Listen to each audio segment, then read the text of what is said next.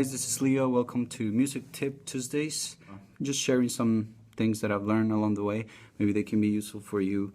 Today I wanted to talk about buying your first musical instrument.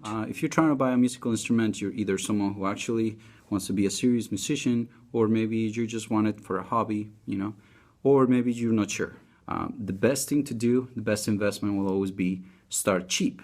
Don't go and buy a $3,000 guitar that you're not sure if you're going to use, or if you're not sure if you're going to commit, and then you just kind of have that sitting in your house. But if you're not sure where to start, that's what I'm saying, you want to start with a cheap instrument.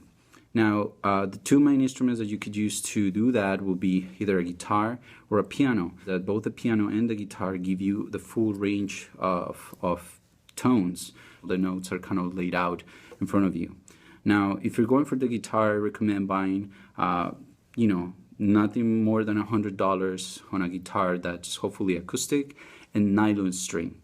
I recommend nylon string because it's easier on your fingers, especially if you're learning and you have like weak fingers, or if it hurts, it's gonna hurt less on a nylon string. And then once you get really good at that, then you can graduate to a metal string guitar. For the piano or the keyboard, don't go and buy a Korg or a Moog or something really expensive in the thousands of dollars. Or buy like the cheapest Casio sampler that you can find, or something that has at least around 60 keys, so that way you can actually practice your full range and see if you like it, okay? Again, because you don't want to spend a lot of money on something that you're not sure if you're going to use.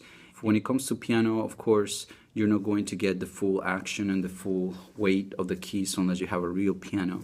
So there are many ways that you can access a real piano for practice, but nothing replaces having access to it at home, so that anytime that you want to and can spend time on it, you can practice. So even if it's a controller, nowadays like me, I have an M audio controller that connects to my software Ableton, and I'm actually able, even if you have just GarageBand, you can connect your controller and you can still practice, even if you don't have like a fancy keyboard. And these controllers are around, you can find them again around $100 or less. It really depends. But again, cheap ways to get started.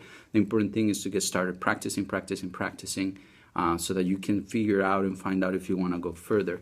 Start cheap. Start with a guitar or a piano. It's good instruments that are good references.